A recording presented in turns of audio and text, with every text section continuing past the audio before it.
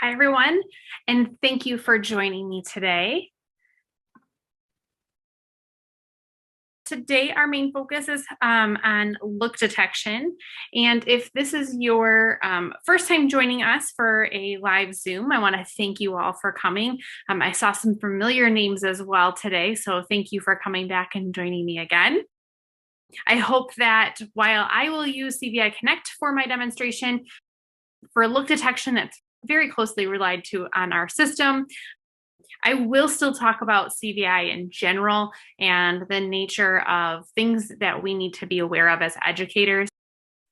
Even if you aren't using the CViConnect system, I hope that you will find something from this presentation to be meaningful for you today. If you are interested in learning more about the CViConnect system or being notified of the events like this one, you can use this link, and I'm going to post it in the chat here for you guys.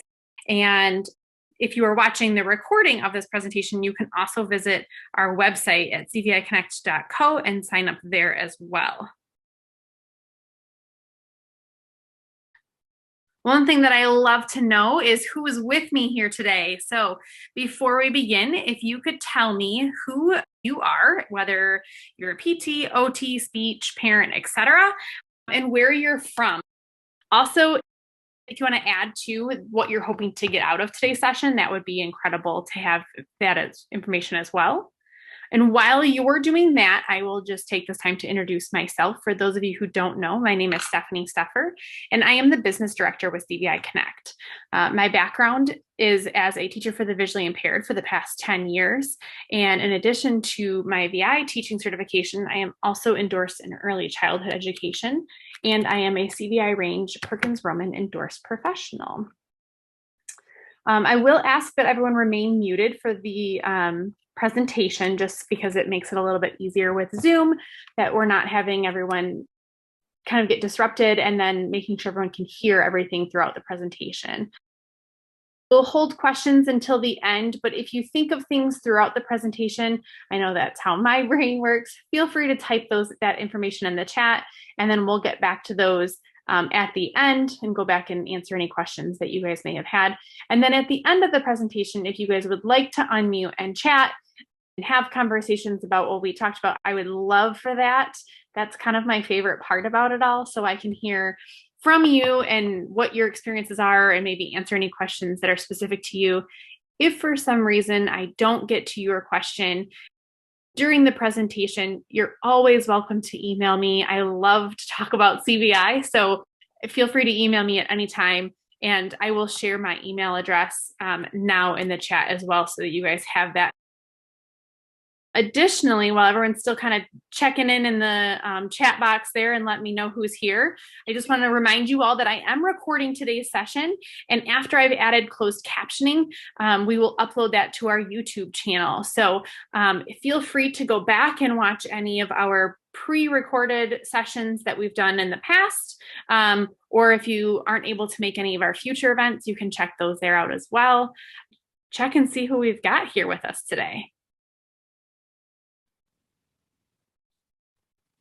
Hello, hello. We've got speech language pathologists, awesome, TBIs. We've got people from all over the place too. Pennsylvania, New Jersey, got Delaware, Israel, welcome, Wisconsin, California, and Hawaii. This is incredible. Thank you so much for being here. Most of you, it looks like, are certified teachers for the visually impaired, and a couple other occupational therapists and other professions as well. So thank you all so much for being here. Like I said, I'm hoping that as we go through this presentation, that you guys will all find this very meaningful, but if it raises questions, I'm happy to answer those for you as well. So let's get to our topic for today, look detection. So today, my goal is going to be to answer these questions for you about look detection. What is look detection? Who can use look detection? Why do we even need look detection? How do we use it? And where can we find the data? So let's go through. First, CViConnect system has been designed to utilize the forward-facing camera on the iPad to detect the human face. And then when collecting that data automatically, as the individual is using it for when they're looking or we're looking away from the iPad. The best way to explain it is it's similar to when you are using your camera or your iPad, and the camera will draw a box around the human space. And we've basically coded, I say we, but our developers have coded the system to tell the iPad camera to find the face and find specifically the eyes and indicate whether the child is looking or looking away. And so it's able to then use that data for us as educators. So then the next question we want to talk about is who can use look detection data. And so it's important for me to remind you all that the look detection data in CViConnect is used for both our CViConnect Home and Professional Edition activities.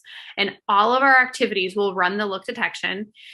And additionally, if a user is using the Professional Edition subscription, they also get access to the extensive access to the data collection afterwards. So while the home edition collects that data, you're not able to view as many data points as a user from the professional edition would have.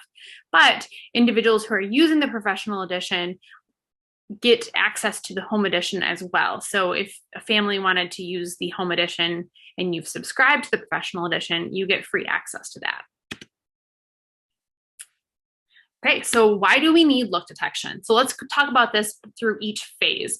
And so I'm going to use Dr. Roman's 3 phases to kind of build out why would we need these for different types of kids.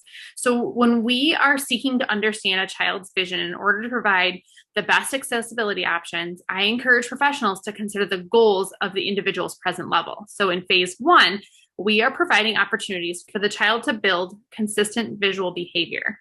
Using look detection, we can initially determine which characteristics are necessary in the activities that initiate the child's visual attention and eventually sustain their visual attention.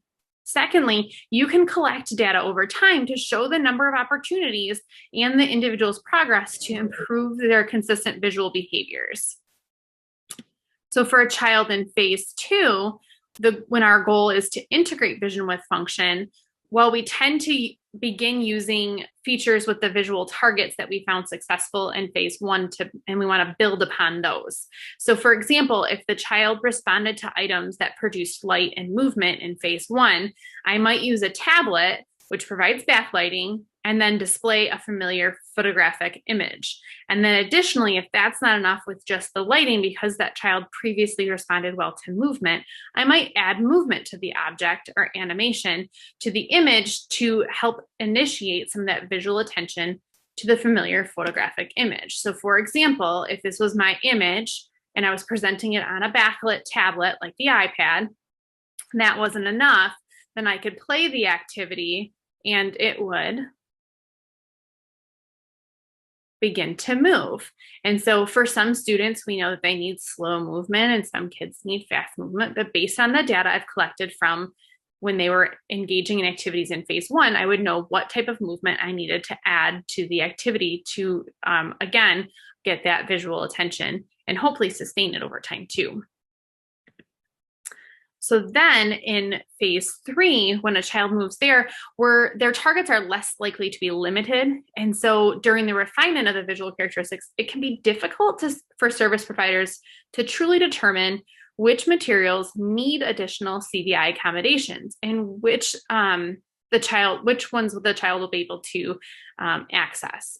So as Matt Tejan has demonstrated for us, if you guys haven't seen his videos, they're available, a few of his webinars are available on Perkins e-learning sites, but he talks a lot about measuring the complexity, and he'll encourage you to use the question, what do you see? And I think that's excellent for a lot of our students so that we can ask them and really understand what it is that they're viewing. But for some of our kids who are not able to answer that question, maybe they're pre-linguistic or have different forms of communication and haven't been as solid in using those just yet, we need to figure out other forms of data that we can figure out what they're looking at. And are they interpreting the images that we're presenting? And so by using look detection data, you can analyze whether or not the individual with CVI maintains their gaze at the targets that you're presenting with the level of complexity and what characteristics you need. as well as if they're maintaining their gaze during a visually guided reach to activate something on the iPad or interact with the iPad throughout an activity. So this slide, if you've seen this video before, you'll notice we've made a few changes here. So here we're looking at how we use our look detection, how to make sure it's aligned appropriately and working best for you. So the first thing that we're going to do is allow the camera in the iPad to actually have access to the CViConnect app. Then we're going to show you how to align the camera with your student and then go ahead and begin your activity. So let's go ahead and start here. This is where those changes are taking place. The old system actually forced you to turn on look detection. This was causing a lot of problems. It was a small icon in the corner that slightly made changes when it was particularly not accessible for any teachers of the visually impaired who also had visual impairments themselves. So we've now switched things around so you no longer have to turn on look detection. It's going to automatically turn on for you when you begin your activity.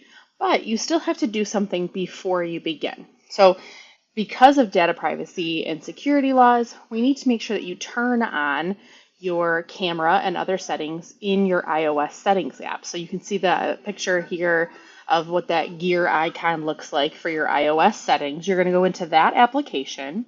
And when you do that, on the left-hand side, you're going to scroll all the way down until you see the tab that says Apps. Okay, you'll touch on that, and when you do, on the right-hand side, you'll see that a list of your apps populates, and you'll scroll to find CViConnect and or CViConnect Pro. Remember, we have two different apps in the App Store. The CViConnect version is our home version that we would use for our students to sign into, and then CViConnect Pro is what the teachers or other IEP team members would sign in using their username and password to sign into that app. Okay, so if you have both on your iPad, go ahead and go to both apps and turn all these things on. If you only have one, you'll just look for the one app. But here, you're then going to turn on all these different settings. You'll notice you'll need to have access to the camera, the microphone, and then we have specific settings that allow us to do the screen recordings, the heat map, the gaze detection, all that kind of stuff. Because we are using so many different sensors within the iPad, Apple requires us to also prompt you occasionally during your use of CViConnect to see if you still want to be allowing us to use this information. So if you are setting this iPad up for one of your classroom teachers or anything like that, make sure that when you do, you set things up and you let them know. If you get a pop-up notification while you're using it and saying, do you still want to allow the camera and microphone, hit allow if that's what you're still looking to do. Obviously, at any time you want to change, you can come in here and turn these things off. However, you will be missing some of the data collection on your teacher dashboard related to what settings you turn off. Okay? Now, this part remains the same, but just so you know, what we're going to do next is looking at aligning the camera.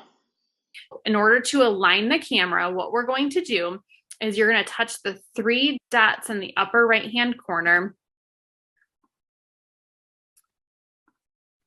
There we go. You should see a nice little popping arrow up in there in the corner. And that's the More Options button. So if you touch those, after that, you will have an option to a drop-down menu will appear and you can select Preview Eye Detection.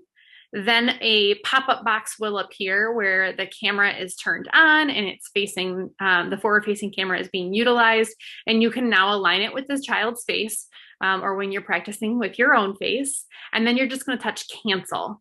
That whole purpose of that activity is just to align it so you know what is the camera seeing while I'm running the activity. So it's just your chance to, if you've got an iPad stand or if you need someone to hold the iPad, you're going to have to figure out how you're going to manipulate that and figure it all out. So let me show you what this looks like.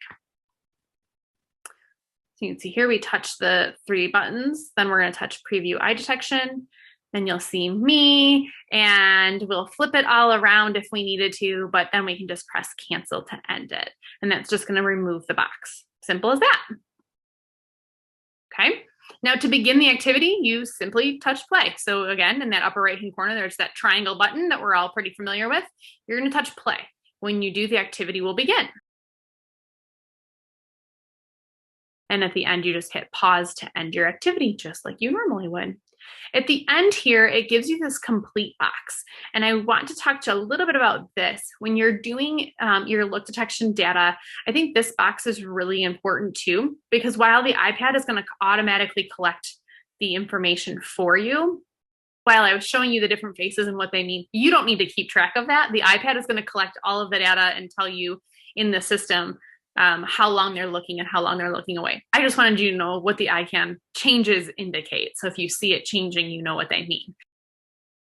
There's only so much data the iPad can collect on its own. We know that environmental input can also make a huge change in a child's ability to maintain their gaze or find the images that they're working on.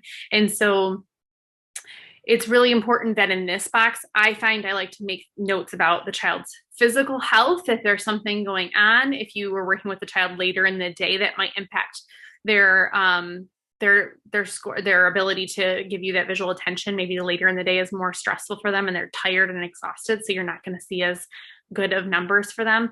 Maybe they're in a different position than when you normally work. Maybe you typically work with them when they're laying on their back and they're nice and relaxed. And today when you went in to work with them, they were in their stander. Whatever the case may be. So you might want to make some of those notes here. Another thing is the environment. So if normally it's pretty quiet when they get a chance to use the activities, but now when you're in there, Billy's having a rough day and he's screaming in the background, or Hussein just had a shot for some kind of EpiPen or something, like there's just, you never know what you're going to encounter in a classroom. And you all are very familiar with this. I'm just preaching to the choir at this point in time, but we want to make note of those things because for our kids with CVI, all of that adds the external input can change our data. And so it's important when we look at our data later to have that to help us analyze and see if that was causing it. Because you can also make a note that, Jillian was screaming and maybe it didn't change her data. And you can say, okay, wow, maybe that background complexity isn't as crucial as I thought it was going to be for the student. So the next thing that I want to talk about is troubleshooting. So we always run into that problem with new technology where it's not working the way you want it to. And first, I just want to say, if you're not currently a user with CViConnect, one of the things that I really encourage everybody to do is first, please just email me. Like as a professional myself, as an educator, one thing that I couldn't stand is when I would get new technology and it didn't work the way I wanted it to, or the way I expected it to. And you don't get very much prep time. And I respect that. And I don't want you guys to spin your wheels and try to figure it out on your own. I would much rather you contact me. And oftentimes I already have a video made or step-by-step instructions that I can send to you and kind of point you in the right direction to figure that out as well. So please, if you get stuck anywhere within the system, just reach out and our help team will be there to support you and make sure that we get you back up and running again as soon as possible. So the first thing that might impact your camera's ability to detect things is that we know when kids are using iPads, comes all their germs and their saliva and everything else that comes from our kids and their boogers. And I hope I'm not grossing any educators out because I'm pretty sure you guys have all seen it, but your iPad kind of gets caked on after a while. And so you need to make sure you use that lint-free cloth and wipe down that forward-facing camera to ensure it's free of debris and that nothing from the child, their sticky lunch fingers or anything else that's been touching on the iPad is kind of blocking the view of that camera. So that could be one thing that could cause an issue for you. Easy fix though, right? The next thing is that you want to make sure your CViConnect PRO app has access to your camera. So a lot of times when we first get apps, Apple will pop up all these warning signs, do you want to allow this? Do you want to allow that? And sometimes we just click no out of habit and we don't really pay attention to what we're saying yes or no to. And so if one of those pop-ups that you said no to was your camera, you wouldn't be able to use the look detection feature. But it's an easy fix. You can just go right in here to your settings app. And on the left, you're going to find the CViConnect PRO app. And then on the right, you're going to find the camera down that list there. And so once you click on the CViConnect PRO app, you'll click on camera and make sure that the toggle is to the right so that the green is showing, and that will ensure that your camera is on. Easy as that. And then the next thing that I want you to consider is the positioning of your student and the positioning of the camera. And so what I want you to be aware of is that for some of my students, depending on the positioning that they were in their wheelchair or on the floor or on a mat over if they were laying over a wedge, or if they were sitting in a regular chair, maybe their posture might not always be the way I want it to be. So they're not looking directly at the camera. If they're sitting in a more less supported position and their head is hanging down and I have my iPad camera at the top, that's not going to allow you to see their view of their face. And so if instead the camera was rotated, flipped it upside down, and now the camera was at the bottom, it would actually give better access to where my eyes are at, so the camera is getting better detection. So our activities can be flipped and rotated from portrait to landscape. And so you might have to literally rotate your iPad around and figure out, does the camera need to be better on the left or on the right, at the top or at the bottom, in order to, depending on the positioning of the child and the iPad positioning, to ensure that the iPad camera actually has access. So if you think back to that preview option where you touch those 3 buttons and then select preview camera, that would be a great time to kind of play with that and figure out and make sure, and it'll actually say detecting face or not detecting the face, and you can align that and get it all set up so it's ready to go before you begin your activity. The other thing I wanted you to do is consider environmental lighting. So sometimes we will darken the room so that the iPad really glows and it gets the child's attention a lot more. So we're reducing the complexity of the environment. Well, when you do that, you might also be messing with the camera's ability to find the face in the environment. So that's fine. You need to kind of pick and choose at that point in time if there's a way to still have enough lighting for the iPad camera to have access, and for your student to have access.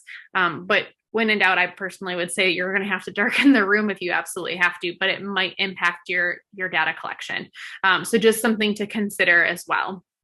But again, you should be able, when you're doing the preview, should be able to detect whether or not you have a good view of the student's face before you even begin. So you should know what kind of data you're getting before you even begin your lesson.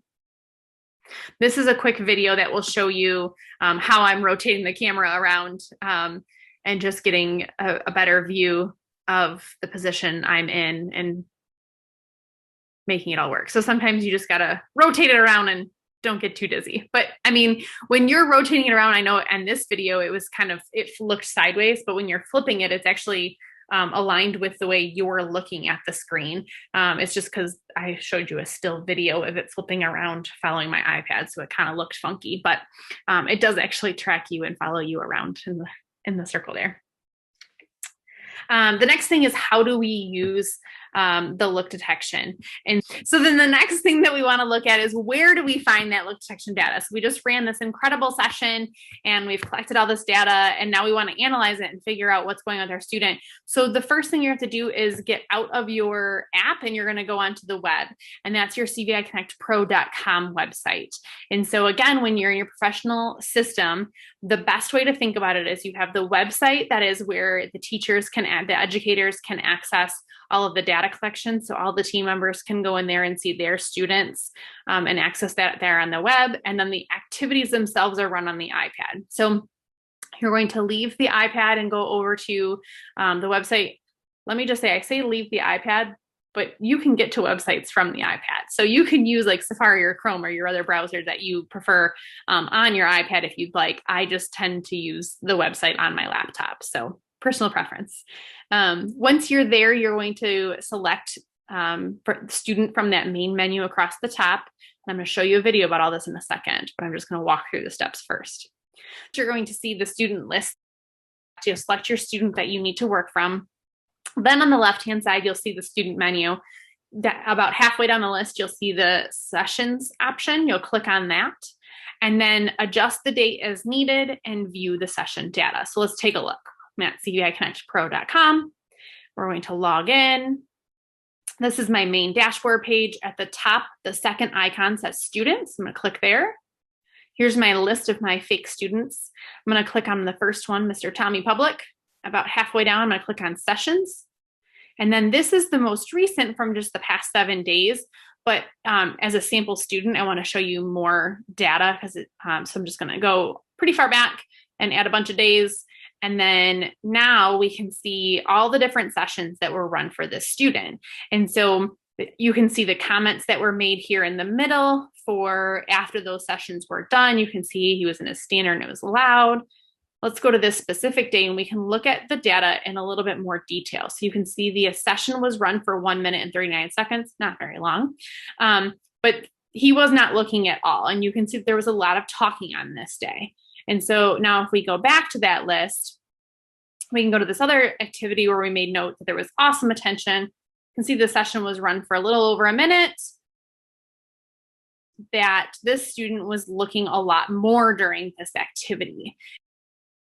Based on the other feedback that we saw, we're going to say that the environment made a big difference for them, right? And so you can see they made a total of 3 looks, and that on the far left there, it says the longest look was for 47 seconds. And so that actually tells me that the child looked away, came back, looked away, and came back. There's 3 different times. But for one of those, they were able to sustain that visual attention for 47 seconds, which is like a good chunk of the activity length. So this activity is a good fit for the child when the environment matches. And so it's all about figuring out that good fit between the environment and the task.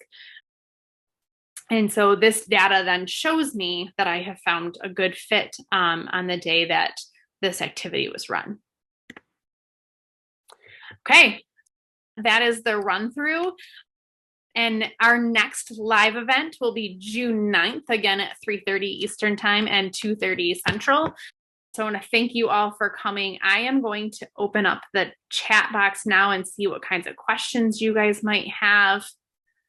I see Mary has a question. What is the best way to determine session length with a student? I think that totally depends on what your activity is that you're looking for, Mary. So when I look at, I try to broadly look at things from phases 1, 2, and 3, but even at that end, every student is so different. So I'm going to do my best to answer that, but it's kind of a very vague response because everyone's, I don't even know if I can, because everyone's, the length of their delay is going to be different, right? Their latency. And so I had one student that I had to make sure the team waited for over a minute just for latency time, let alone actual time to engage in and process that activity and things of that nature. But I had some kiddos whose latency was 10 seconds. And after that 10 seconds, they could find the target that we were looking for and then move on from there. So I think it really depends on the information you gather during that CVI range. Dr. Roman herself has even said that just when you're thinking like, oh, that this isn't a good target, maybe I should remove it, that's all of a sudden when you start to see their looking behaviors. It's really important to know what looking behavior looks like for that specific child, and getting to know them over time is what's going to kind of answer that question for you. Sorry, it's a very vague response, but that's the best I think I can give to the big spectrum that is cortical visual impairments. Tara said, thank you, very informative and helpful to consider how this might be applicable to research scenarios. Thank you, Tara, very much. Is it available to the Play Store or just the iPad? Currently, Rachel, we are only available on the iPad. That is something that we've considered. Maybe in the future we'll be able to tackle that, but at this point in time, we're just on the iPad. Mary asks, how does it affect the setup of the camera with a student that wears glasses? So I wear glasses as well. And so I have not had issue with aligning that at all. Again, during that preview time, you should be able to see the individual's face, and it'll tell you flat out face detected or face not detected. And so you might, again, have to have issue if there's the light coming in, there's a huge glare, but that would also be something that I'd want to avoid anyway, because that could be an issue with lighting depending on what phase the child is in. So just something to keep in mind, and maybe having their back to the primary source of light as you guys are rotating that around and working with it. Rachel says, I like the data part. That is always a struggle to determine how long a student looks at the items on the screen. Yes, it is, Rachel. That is exactly what our thoughts were when we were doing it, because it takes the guesswork out of it, right? As teachers, especially for that evaluation purpose, if you are trying to determine what level of complexity the student needs, and then you're trying to like hide behind the iPad or the target so that they don't see you and you're not adding to the complexity of things, that can be really difficult. So now having the look detection up that can do the data collection for you, you can analyze it immediately after the activity is finished and figure out what you need to do moving forward, and really compare, if I showed you guys a red activity that has lots of movement and things, I could do the same activity in a different color and see if I got more or less visual attention based on the different colors that I presented. So it gives you a lot of options. Melissa says, I have a student with intermittent exotropia. Will it work? Yes. So what's really cool is that this is not an eye gaze. So at this point in time, we are just doing look detection. So the difference is eye gaze is where your eyes control what is happening on the screen. This is not that. This is telling you, are the eyes being captured by the iPad or are they not? And so even if the eye is turned out, even if you have one eye that is patched, it will still collect the one eye that is available and capture that information.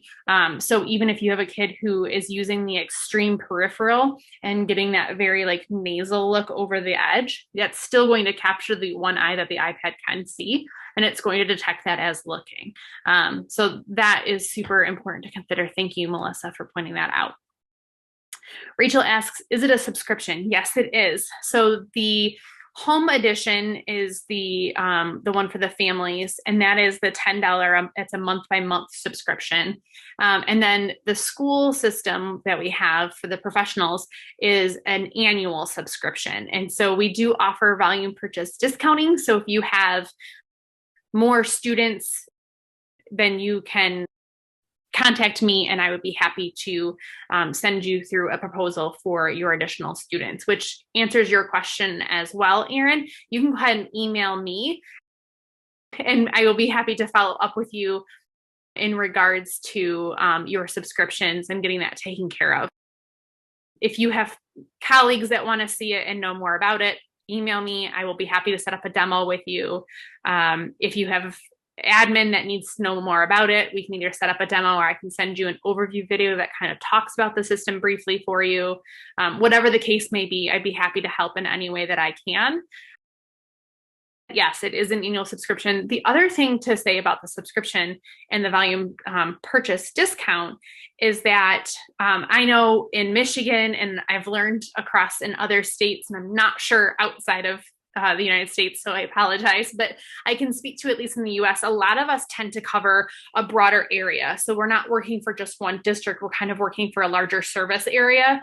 And so when we're looking at that, even though you might be employed by one district or by the service area, depending on how they work their budgets, that we're okay with kind of working with you through that process. So if you see 20 students, or in Erin's case, 50, or whatever the case may be, or you and multiple other TVIs want to purchase one together as a unit in your area, because like 4 of you serve that area, and between all of you, you have 50 subscriptions that you need to have, then we can kind of work through that gladly with you to get that volume purchase discount. Okay. So we're on your side. Let us know if you run into any loopholes or if you need any help at all. I'd be happy to help you through that system. I know every district I'm learning has a very different way of getting things taken care of. If you are a current subscriber, I hope this was helpful for you to work through that process and understanding how that works a little bit better so you can get accurate look detection data with your subscription. Any other questions before we log off for the day?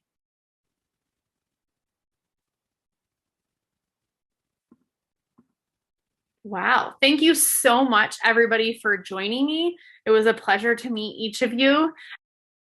I hope to hear from you all soon so we can continue to chat and build on your information for kids with CVI. If there's a topic about CViConnect or CVI in general that you would like to know more about, feel free to drop that in the chat as well, because I'm always looking for future topics and what else you guys in the community want to know more about. If I don't have the information, I will find somebody who can join us and present on that behalf, and provide that information to you. Thank you so much for joining. I hope to hear from you guys soon. Have a good day.